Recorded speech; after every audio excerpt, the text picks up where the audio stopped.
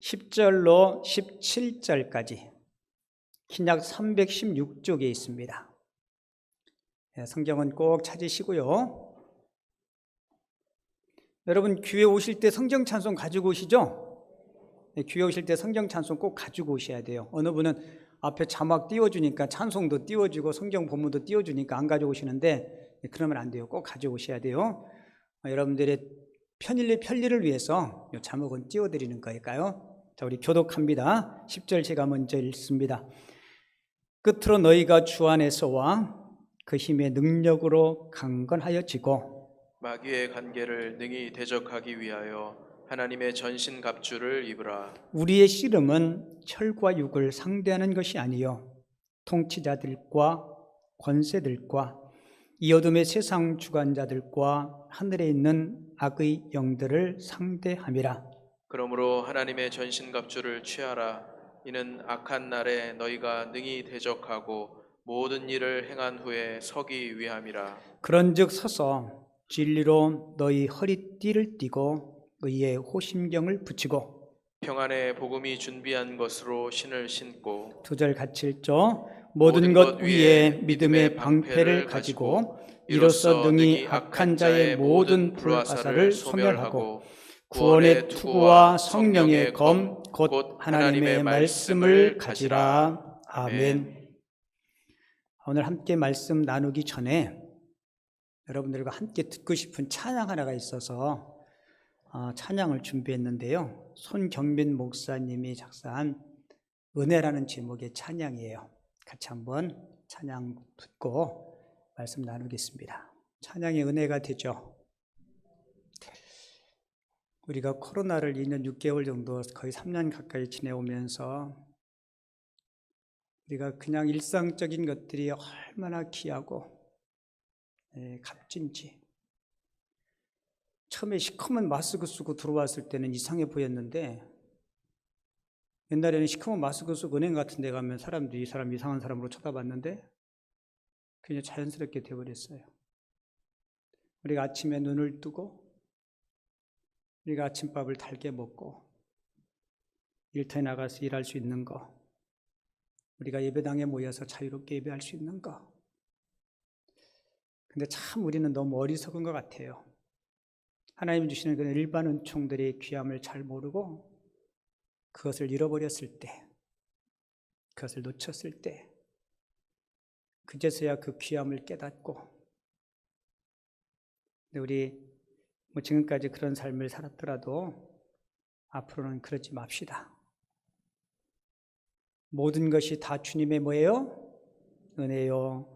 주님의 선물임을 기억하며 살 때 하나님은 그런 은혜를 깨닫는 자에게 더 많은 축복과 더 많은 은혜와 그리고 더 많은 풍성한 것들로 채워주시는 하나님을 여러분들이 경험하고 하나님 앞에 영광 돌리며 살 수 있는 우리 모두가 되어줄 수 있기를 주님의 이름으로 축원을 드립니다. 오늘 설교 제목이 거룩한 전쟁이에요. 여러분, 전쟁이라는 말 앞에 거룩이 붙었죠, 그죠? 거룩이라는 말과 전쟁이라는 말은 전혀 어울리지가 않습니다. 전쟁은 어떠한 이유에서든지 정당화될 수가 없어요. 그런데 오늘 설교 제목에 전쟁이라는 말 앞에 거룩을 붙였습니다. 제가 거룩한 전쟁이라는 제목을 붙인 이유는 싸움에는 거룩한 싸움이 있기 때문에 제가 붙였어요. 이 싸움을 해서 이겨야 내게 유익이 되고 공동체에 유익이 되고 하나님 앞에 영광이 되는 싸움이기에 제가 전쟁 앞에 거룩을 붙였어요. 지금부터 35년 전인 1987년 3월 18일에 제가 군대 입대했습니다. 무슨 굉장히 중요한 사건인 줄 알고 여러분들이 기르고 있는데 제 군대 입대한 날이에요. 1987년 3월 18일. 남자들은 군 입대한 날을 잃어버리지 않아요. 그리고 남자들은 평생 또 잃어버리지 않는 게 있는데요. 자기 군번. 제 군번은 33185011입니다. 33185011. 흔히 저쪽 강원도에 가면 그 도덕군번이라 그러는데요. 제가 군 생활했던 곳이 강원도 화천군 상서면 봉오리 15사단 67포대 본부포대 제가 통신병으로 근무했어요. 아마 평생 잊지 못할 거예요. 그래서 15사단인데 저희 부대는 인사할 때 반드시 전투에 임하면 이긴다. 그래서 인사할 때 이렇게 해요. 필승! 이렇게 인사해요. 필승이 뭐예요? 반드시 이긴다. 그런데 저희 사단 옆에 27사단이 있는데요. 27사단은 어떤 부대냐면 우리는 승리부대, 필승부대였는데 27사단은 이기자 부대였어요. 무슨 부대요? 인사할 때 어떻게 하겠어요? 이기자. 맞아요. 이기자. 이기자 부대예요? 27사. 이기자. 27사인데 이기자. 그 왜 부대 이름이 이기자? 그랬더니 어떤 분이 만들어요. 그 초대 사단장님 부인이 이기자였을 때 맞는 말인지 안 맞는 말인지 모르겠어요. 근데 인사할 때 이기자. 그래요. 그래서 내가 이기자가 뭐냐? 그랬더니 그 이기자. 근데 두 자로 딱 주면 이자 이렇게 빨리 해요. 그래서 맨날 우리가 웃으면서 그랬는데 자 보세요. 전쟁에는 중간이 없어요. 그렇죠. 싸우면 반드시 뭐 해야 돼요? 27사단의 부대 이름처럼 이겨야 돼요. 15사단의 부대 이름처럼 반드시 필승해야 합니다.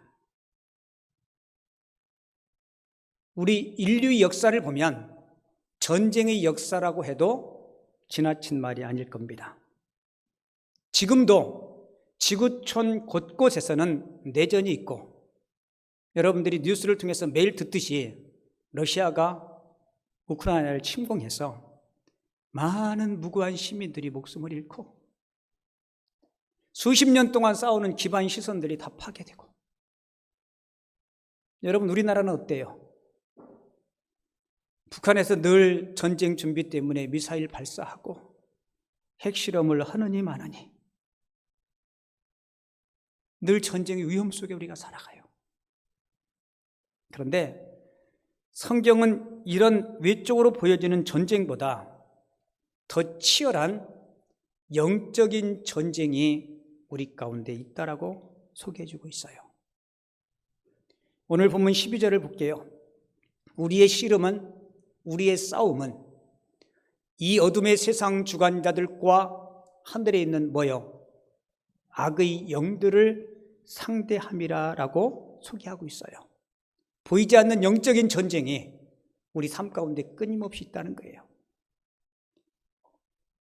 6장 12절을 다른 번역본으로 보면 이렇게 소개하고 있어요. 자, 자막 읽어드릴게요. 한번 잘 보세요. 이 싸움은 잠깐 출전해서 쉽게 이기고 금세 잊고 마는 한나절의 운동 경기가 아닙니다. 이 싸움은 지구전, 곧 마귀와 그 수하들을 상대로 끝까지 싸우는, 같이 읽어요. 시작. 사느냐 죽느냐의 싸움입니다. 우리가 지금 하고 있는 영적인 싸움이 이렇다는 거예요. 자, 이 영적인 싸움, 영적인 전투에서 실패하면 여러분 지금까지 싸운 모든 것을 다 잃게 됩니다. 같이 해볼게요. 영적인 싸움에서 지면 모든 것을 잃습니다. 자, 쉬운 예를 들어볼까요? 여러분들이 잘 알고 있는 아담과 하와는 사단이 던져주는 교만한 마음, 그 호기심을 이기지 못하고 죄를 저질러요. 그 결과 개인적으로는요, 하나님과의 관계가 단절됩니다.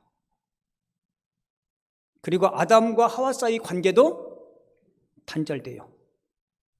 그리고 자신의 내면의 관계가 깨어지게 됩니다. 이 영적인 전쟁에서 아담이 실패할 때 그는 에덴 동산에서 추방을 당하고 모든 것을 다 잃어버리게 돼요.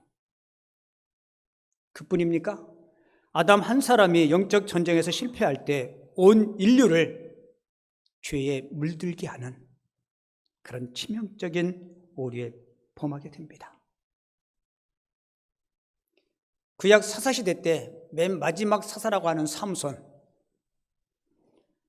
여러분, 사단이 충동질하는 육적인 삶을 이기지 못하고 기생 들릴라의 꼬임에 빠져서 영적인 전쟁에서 실패할 때 여러분, 삼손이 두 눈이 뽑히게 돼요.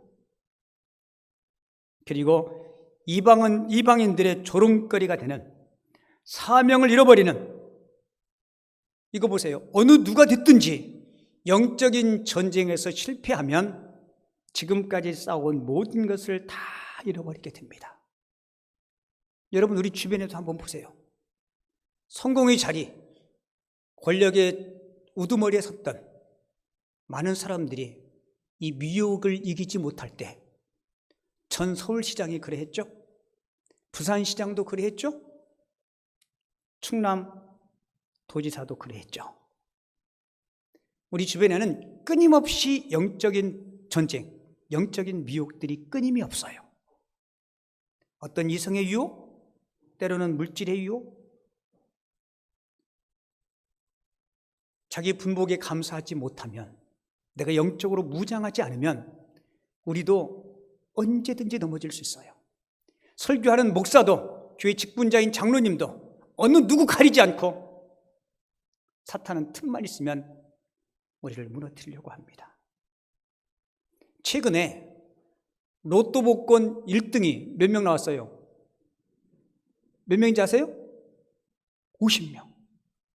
별로 관심이 없구나, 로또를 안 사니까. 50명이나 당첨됐대요.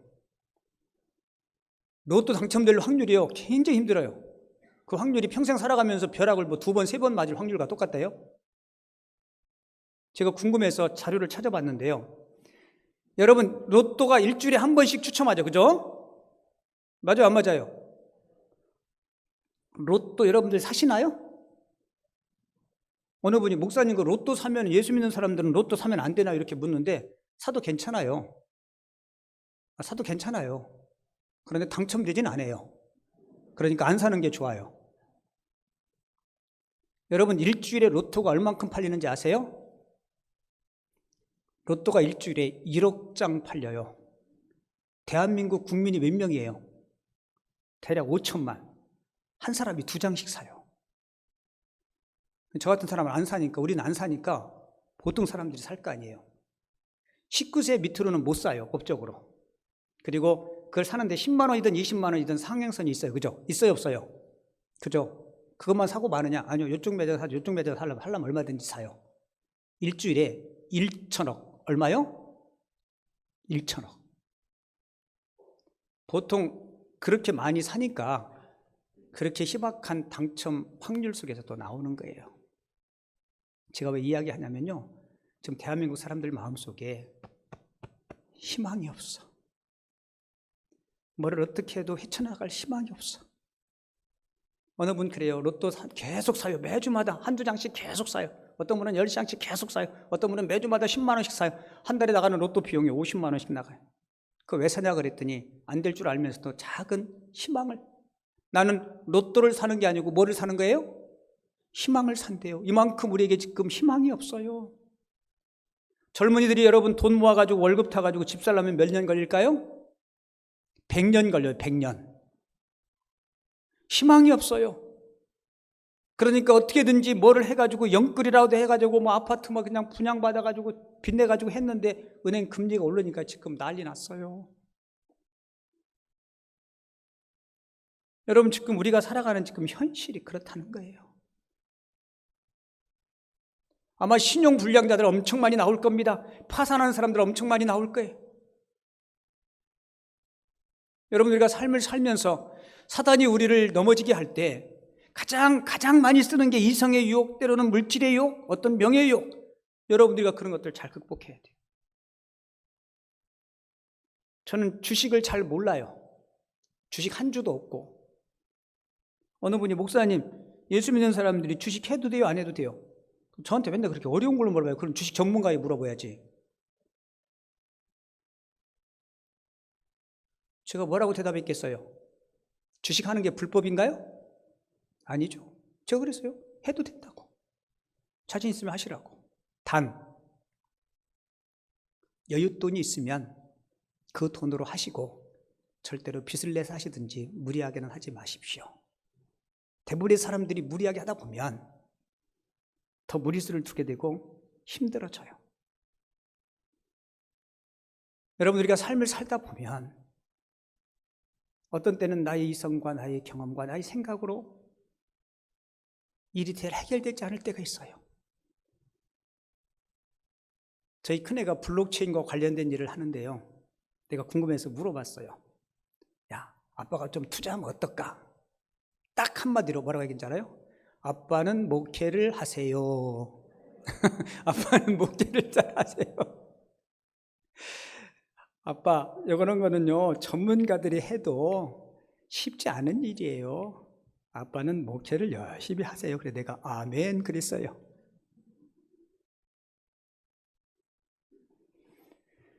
여러분, 끊임없이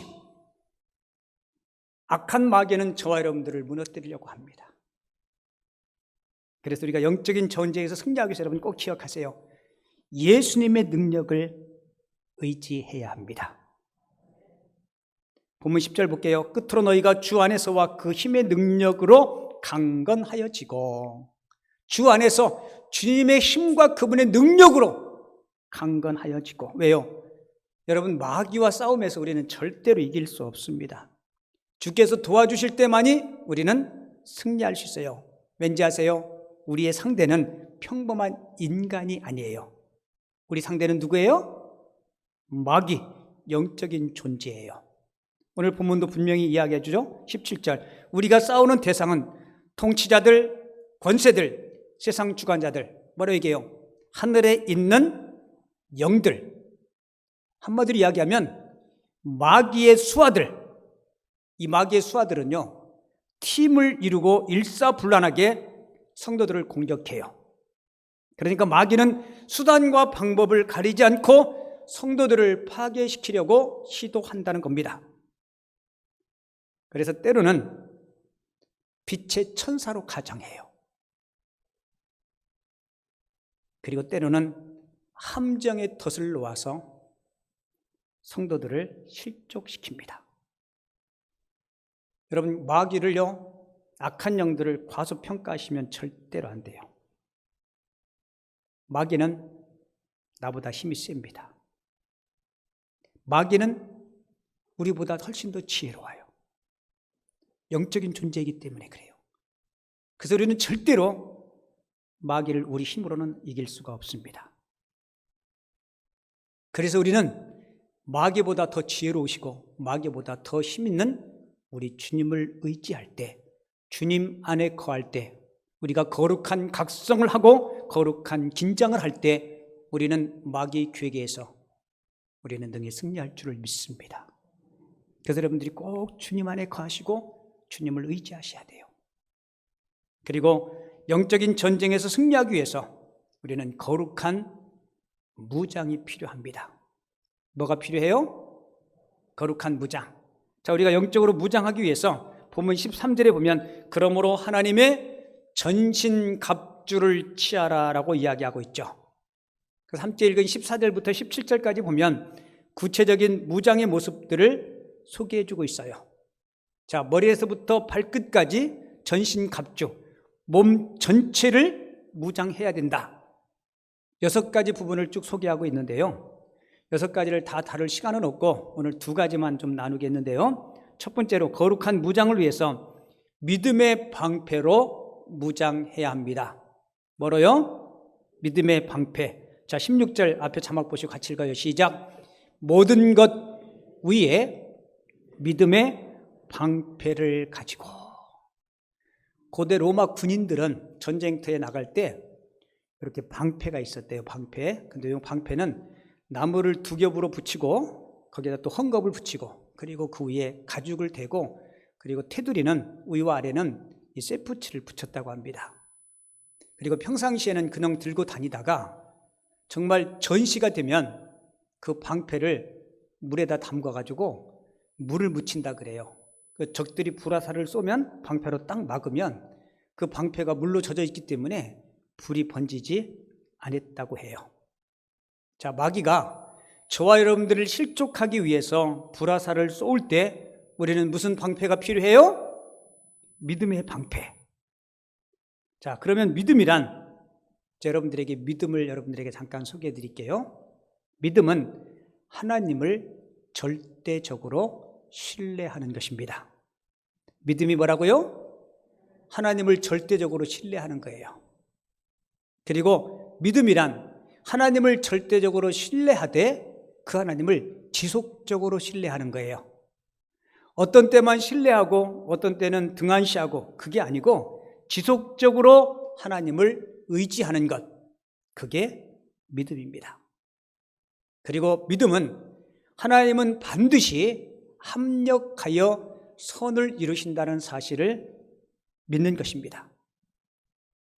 그래서 히브리서 기자는 히브리서 11장 6절에서 믿음을 이렇게 얘기해요. 믿음이 없이는 하나님을 기쁘시게 하지 못하나니. 자, 바꿔서 이야기하면 하나님이 가장 기뻐하시는 게 뭐예요? 그게 믿음이에요. 믿음이 있어야 하나님이 기뻐하신다는 겁니다. 자, 그리고 믿음의 내용은 이런 거죠. 하나님 앞에 나아가는 자는 반드시 그가 계신 것과, 그가 누구예요? 하나님이시죠. 참 믿음의 사람은 하나님이 계신 것과 그분을 찾는 자들에게 상 주시는 이심을 믿어야 할지니라. 아멘. 이게 우리가 믿음의 방패로 무장을 해야 악한 자의 유혹에서 우리가 승리할 수 있어요. 창세기 15장을 보면 아브라함 이야기가 나오는데요. 아브라함은 75세 때 하나님으로부터 약속을 받아요. 내 태에서, 내 몸에서 난 아들을 통해서 하나님께서 아브라함의 가문을 축복하시겠다고. 근데 하나님으로부터 약속을 받았는데 1년이 지나 2년이 지나 3년이 지나 5년이 지나 여러분 약속이 이루어질 기미가 보이지 않아요. 그래서 어느 날 아브라함이 하나님 앞에 찾아가서 이렇게 하나님 앞에 물어요. 하나님, 안 되겠습니다. 아무리 생각해봐도 제 나이는 점점 늘고, 그래서 저희 집에서 키운 엘리에셀이라는 종이 있는데 그 종으로 양자를 삼았으면 좋겠습니다 라고 이야기해요. 여러분, 아브라함의 이 말은 모든 것을 다 포기한 거예요. 하나님의 약속을 이미 포기해버리고 불신한 겁니다. 그래서 하나님께서 아브라함을 밖으로 이끌어 나가세요. 깜깜한 밤에 하나님이 아브라함에게 이렇게 이야기하죠. 너 하늘을 봐라. 하늘을 보았더니 하늘에 수많은 별들이 떠 있는 거예요. 그리고는 하나님께서 이렇게 말씀해요. 네 자손이 저 하늘의 수많은 뭇별과 같이 되리라. 그때 아브라함이 그 여호와의 말씀을 믿게 됩니다. 하나님의 그 말씀을 믿을 때 하나님은 아브라함을 의롭다 해 주셨어요. 자, 저와 여러분들이 믿음의 방패를 갖는다는 것은요, 하나님의 말씀을, 하나님의 능력을, 하나님의 성품을 온전히 믿을 때 세상 어떤 것보다 하나님의 말씀을 온전히 믿을 때 그 믿음이 세상의 어떤 유혹에서 우리를 지켜주고 우리를 보호해 주실 줄을 믿습니다. 결국 아브라함은 하나님의 말씀을 믿을 때 어떻게 됐어요? 하나님이 약속의 말씀대로 아들을 얻고 믿음의 조상이 되었다는 겁니다. 자, 우리가 거룩한 무장을 위해서 믿음의 방패를 가져야 된다 그랬죠? 그리고 거룩한 무장을 위해서 또 한 가지 필요한 것이 믿음의 동역자들이 필요합니다. 로마 군인들이 적군과 싸울 때요, 이 방패와 방패를 서로 이렇게 연결해서 적이 쏘는 화살이 우리 아군에게 들어오지 못하도록 그렇게 서로 연결을 한다고 그래요. 여러분, 우리가 신앙생활 하면서 그래서 우리에게 믿음의 동역자가 필요한 겁니다. 나 홀로 여러분들 악한 괴계를 무찌를 수 없어요. 그래서 여러분들에게 목장이 있잖아요. 전도회가 있고 또 교회가 있고 소속이 있고, 여러분들이 신앙생활 하면서 힘들고 어려울 때 여러분들의 믿음의 동역자의 도움을 구하시기 바랍니다. 1차 세계대전 때 영국 공군이 독일 공군한테 거의 전멸을 당하다시피 해요. 그 이유는 1차 대전 때 보통 이제 공중전을 하면 비행기 한 대씩 다니면서 이렇게 전쟁을 하는데, 여러 대가 같이 다니면 적의 공격을 받기 쉽다라고 생각해서 그렇게 했대요. 그런데 독일군들은 2개 비행기가 한 개의 조를 이루어서 편대 비행을 하면서 전투에 임했답니다. 그래서 영국군들이 다 졌대요. 근데 그렇게 하게 된 이유는 독일의 한 장교가 성경을 읽다가 신명기 32장 30절을 읽었대요. 신명기 32장 30절이 하나가 천을 쫓으며 둘이 만을 도망하게 하였으리요. 근데 독일군 장교가 성경을 읽다가 이 말씀을 읽는데 이상한 거예요. 여러분도 한번 보세요. 하나가 천을 쫓으면 둘은 얼만큼 쫓아야 돼요? 하나가 천이면 둘은 2천이잖아요. 그죠? 원래 수리도 그렇잖아요. 그런데 하나는 천을 쫓는데 둘은 왜 만을 쫓을 수 있을까? 이게 의구심이 생겨서, 우리가 적과 전투할 때 비행기 2대가 한 편대를 이루어서 정말 적을 공격하면 이런 효과가 나타날까? 이런 생각이 들어서 실험을 했대요. 진짜 실험 결과 비행기 한 대가 기관총을 쏘면 한 2.5m 반경 안에 비행기가 들어와야 격추를 시키는데요. 비행기 2대가 편대를 이루어서 쏘면 산수적으로는 5m가 되잖아요. 그죠? 근데 실험을 해봤더니 250m 직경 안에 들어오면 비행기를 추락시킬 수 있다는 겁니다. 그래서 이 편대 비행을 통해서 공중전에서 승리할 수 있었다는 거예요. 여러분, 우리가 신앙생활 하면서 악한 자의 괴계를 우리가 무찌르기 위해서 누가 필요하다 그랬어요? 믿음의 동역자. 자, 성경도 그 사실을 이렇게 증명해 주고 있어요. 전도서 4장 9절과 12절 제가 읽어드릴게요. 2사람이 한 사람보다 나음은 2사람이면 능히 당하나니 삼겹줄은 쉽게 끊어지지 아니하느니라. 여러분, 예수님이 2사람이 주님 이름 모인 곳에 뭐 한다 그랬어요? 함께 하신다 그랬죠. 자, 내가 힘들어요? 누군가에게 중보 기도를 부탁해요. 2사람이 합심해서 이 악한 자의 괴계, 삶의 어떤 어려움을 위해서 기도하면 그 자리에 누가 계세요? 주님이 오십니다. 그러니까 또 누군가의 신앙의 지체, 그리고 누가 오세요? 주님이 오세요. 그래서 여러분 삼겹줄이 되는 거예요.